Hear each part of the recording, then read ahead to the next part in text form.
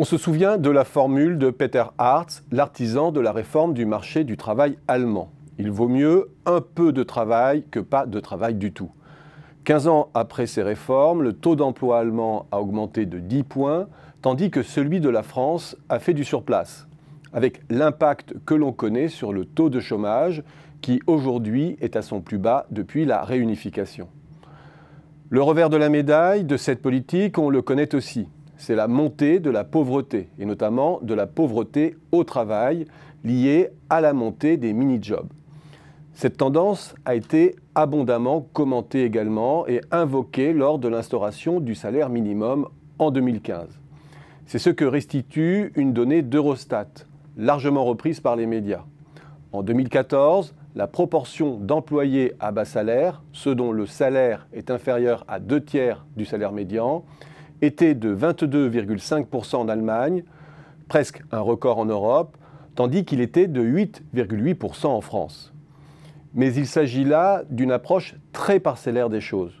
On parle là du salaire horaire brut correspondant à la rémunération des salariés avant prélèvement obligatoire ou transferts sociaux. Il n'y a là donc aucun effet correctif lié à la progressivité de l'impôt ou aux politiques sociales.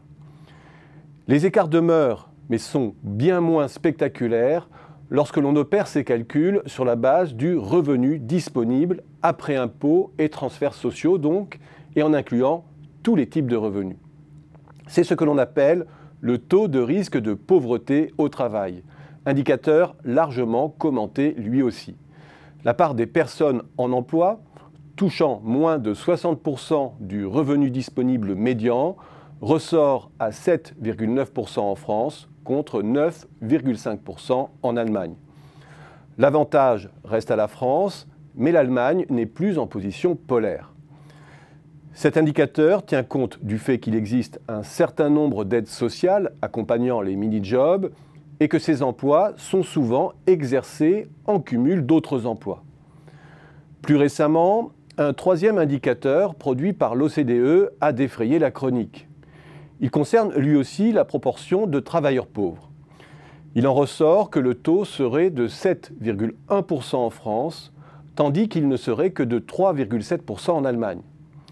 Cette donnée a bousculé le discours selon lequel l'Allemagne payerait son faible taux de chômage par une importante précarisation.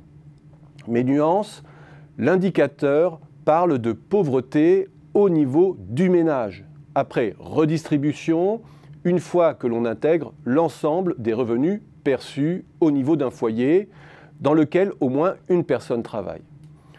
Cela montre que si la proportion de personnes travaillant à bas salaire est incontestablement plus forte en Allemagne, le risque est mutualisé au niveau du foyer. 1.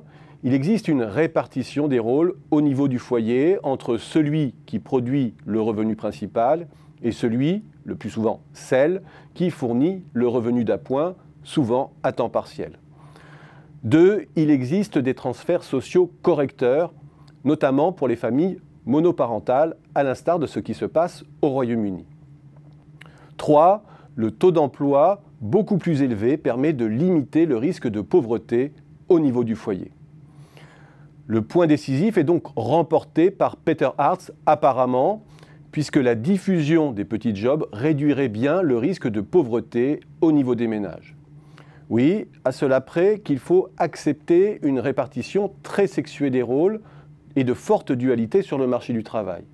Et qu'en définitive, cette politique a aussi des effets collatéraux sur les retraités. Beaucoup de petits jobs, c'est beaucoup de petites retraites en perspective et une montée de la pauvreté dans la population tout entière. C'est encore ce que racontent les statistiques sur l'incidence de la pauvreté au niveau de la population totale, jusqu'à dernière nouvelle du moins.